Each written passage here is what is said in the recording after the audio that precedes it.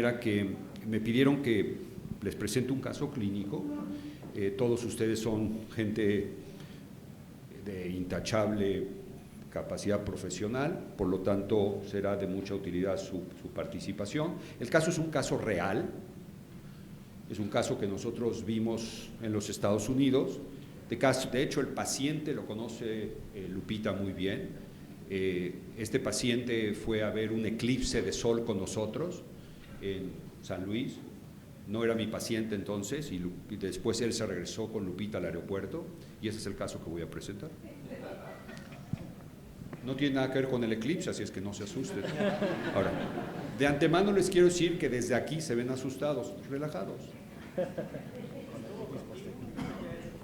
Él nació en 1953. Cuando lo vimos tenía 64 años de edad y esto sucedió en mayo del 2018. En el año 2016, este muchacho se presentó no a nuestra clínica, sino a una clínica en Los Ángeles, él vive en Los Ángeles, con un episodio de ictericia. Cuando lo vieron en Los Ángeles, le hicieron una investigación muy extensa y en esa investigación les puedo asegurar que se le hizo absolutamente todo lo que se puedan ustedes imaginar. Todo salió negativo y la ictericia desapareció espontáneamente. En el año 2017 desarrolló un cuadro de colecistitis aguda, para lo cual fue llevado a una colecistectomía laparoscópica en donde le encontraron una vesícula biliar acalculosa con lodo biliar. Me dice él, yo no vi el reporte, esto fue en Los Ángeles, que la vesícula biliar estaba muy inflamada, me imagino que como cualquier paciente con colecitis aguda importante, pero lo importante es que después de la cirugía él quedó completamente asintomático por muchos meses. En el año 2018 tiene un nuevo episodio de ictericia con colangitis ascendente, fiebre, dolor en el cuadrante superior derecho y le hacen una canulación retrógrada y le encuentran un área de estenosis. Todo esto en Los Ángeles, le hacen cepillado de la vía biliar, la cual es negativa para células malignas, le hace una tomografía abdominal que se la reporta normal, pongo entre comillas normal porque esta tomografía luego me la trajeron a mí, la vimos con radiología y no era normal. Yo ahorita les voy a mostrar un MRI cuando llegó con nosotros, una resonancia magnética cuando llegó con nosotros, y decidieron ponerle un stent. ¿Cómo se dice stent? Una prótesis en la vía biliar, y con esto el paciente dejó de tener ictericia, sin embargo siguió teniendo cuadros de colangitis ascendente, contra la sorpresa de todos. Le cambiaron la prótesis, le hicieron nuevos cepillados y estos nuevos cepillados resultaron negativos para cáncer y esa es su historia. Este muchacho es un ingeniero muy inteligente y no tiene realmente ninguna historia relevante médica o quirúrgica. Creo que le quitaron las anginas cuando era niño, tenía una doble hernia inguinal de niño que le operaron, no tiene historia de abuso de alcohol, de uso de drogas, de tatuajes, de perforaciones cosméticas, de transfusiones, no tiene promiscuidad sexual. Él corre, esto es importante, 5 veces a la semana, se echa fácilmente 6-7 millas cada vez que corre, es un buen corredor. Está casado, tiene 3 hijos que están totalmente sanos y su historia familiar no es contributoria.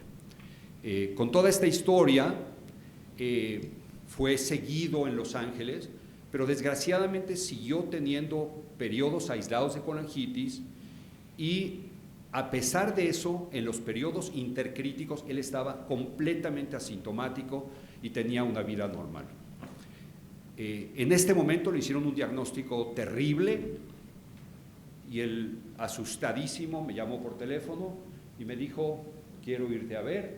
Le dije, ya no hay eclipse, de cualquier manera quiso venir y lo vi en mi clínica en mayo del 2018. ¿Mis panelistas tienen alguna pregunta en este momento? Obviamente no. Vamos a la siguiente.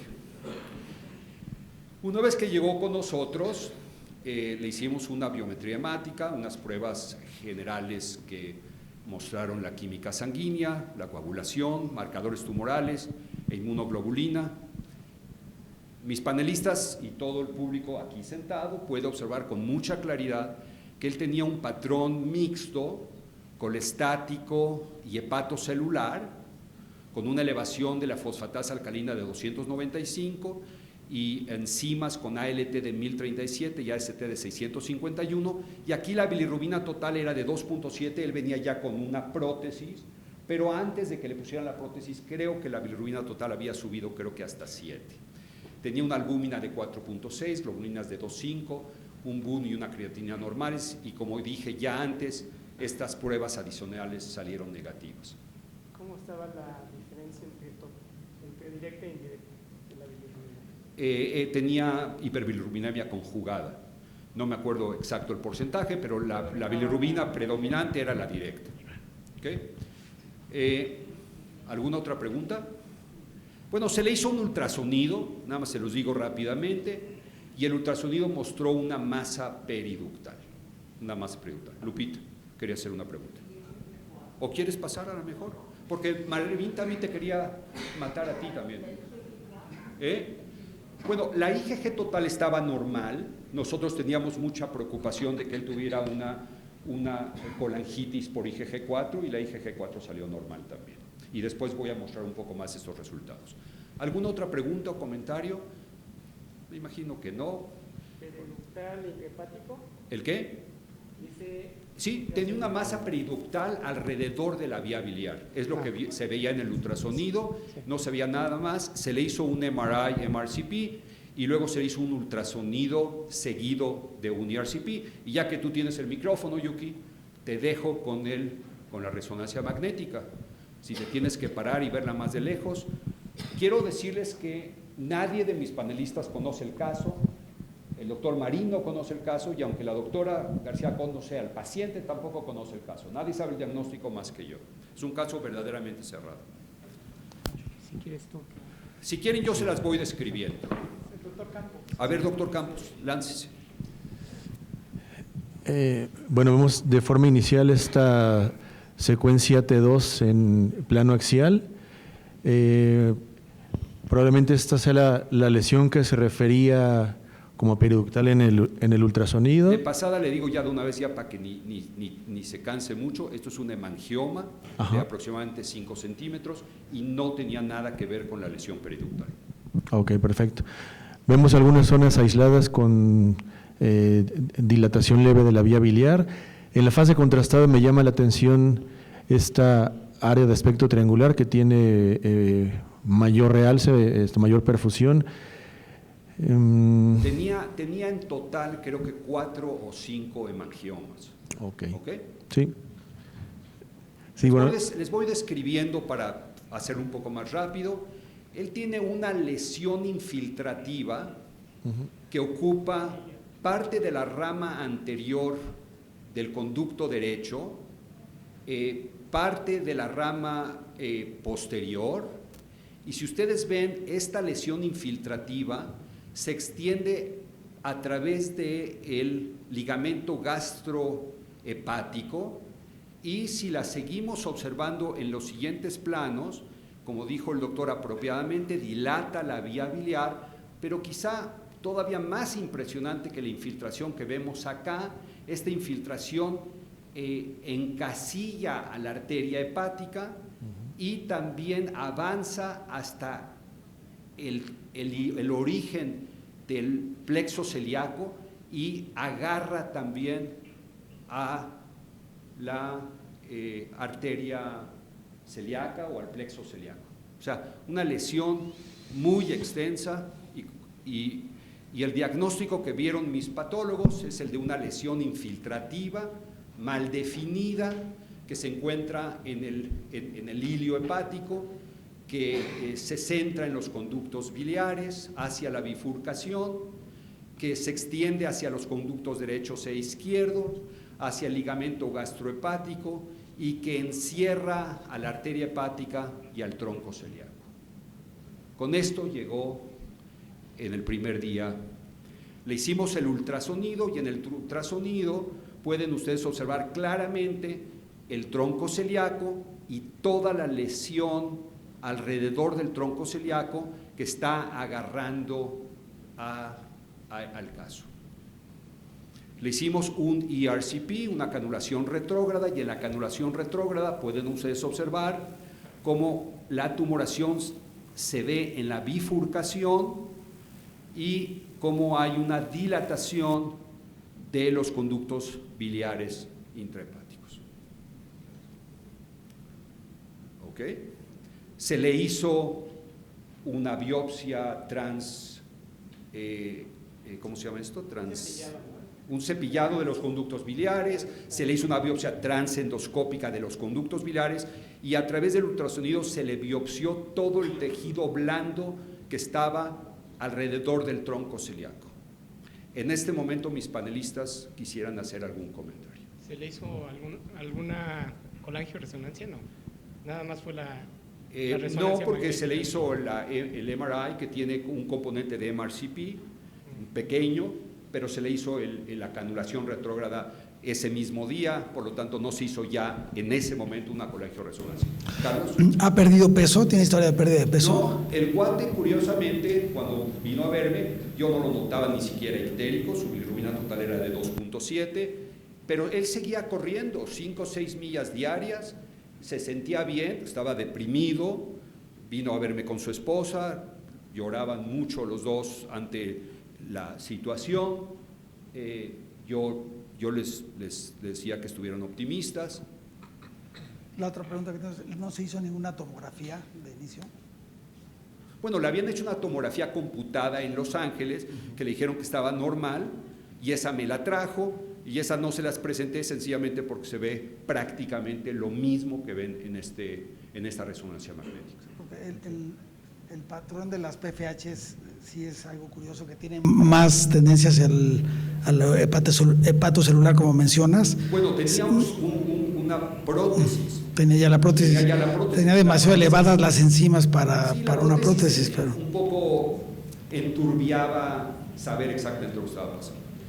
Una pregunta. Él tenía más o menos varios años, ¿no?, con este periodo de colangiosis. Bueno, repito, en 2016 un cuadro aislado de ictericia, seguido de una colecistitis aguda, seguido casi un año después de los nuevos cuadros repetitivos hasta este momento.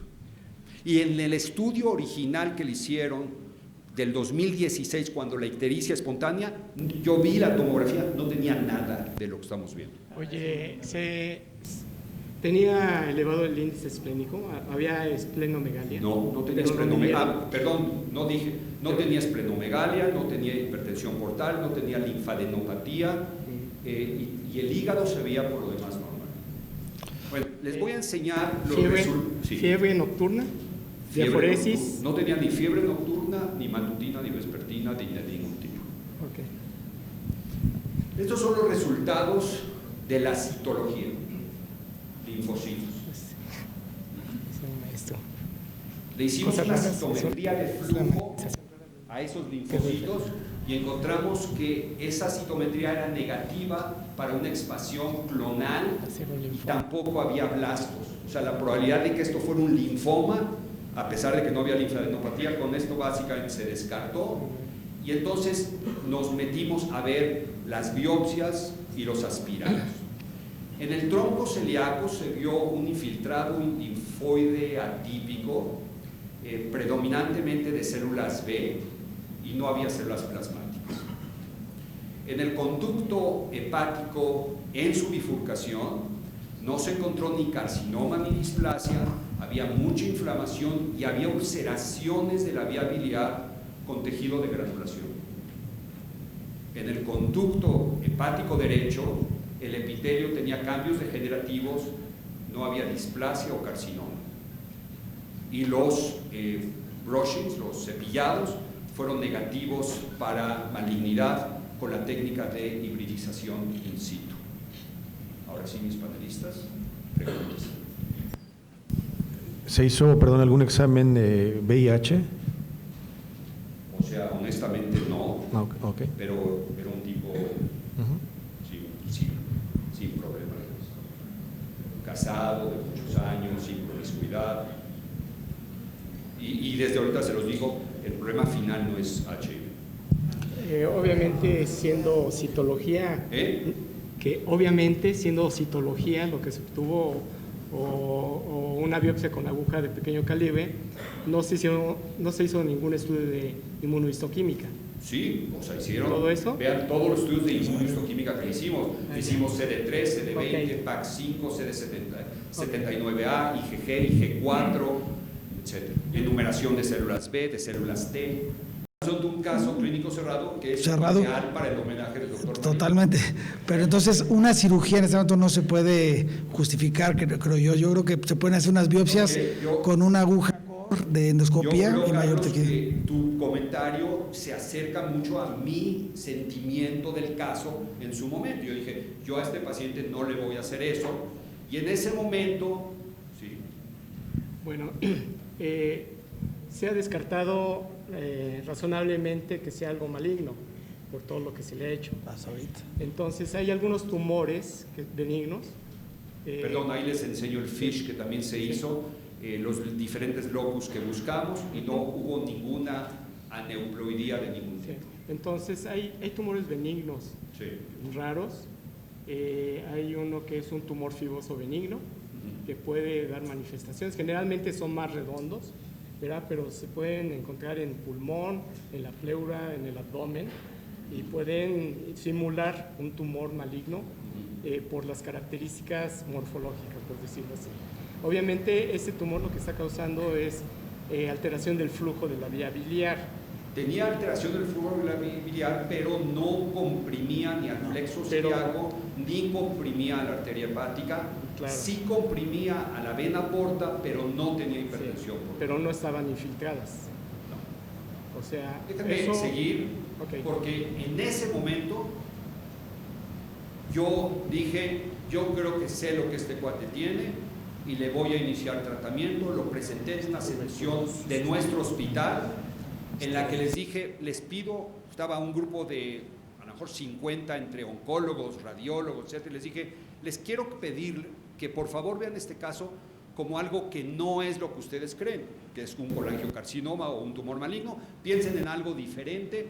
Y después de esa discusión, no es que se me ocurrió y yo soy muy bueno, fue por consenso, decidimos iniciarle a este paciente una maniobra que fue excelente. Antes de que digas esa maniobra, en la diapositiva anterior, Mauricio, en la diapositiva anterior dice que hay IgG4 en la biopsia.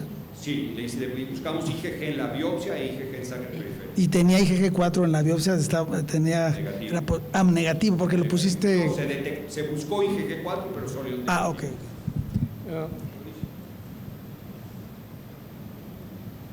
¿Has visto tumores periduritarios de comas?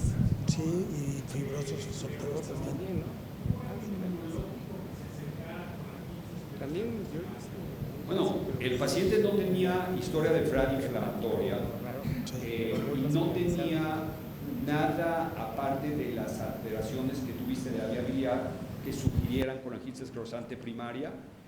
La colangitis esclerosante primaria en las fases iniciales puede dar una fase de hepatitis, pensamos en esa posibilidad, pero no tenía ninguna historia de autoinmunidad, creo que alguien en su familia, pero nada más.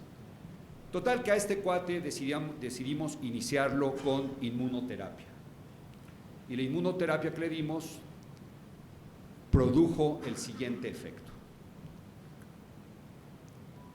Esta es la fecha que él llegó con nosotros, agosto, octubre, diciembre, junio y acá. El tratamiento se inició, en el día más 60 las pruebas estaban casi normales, día 120, día 150, el tratamiento se detuvo a 331 días de iniciado.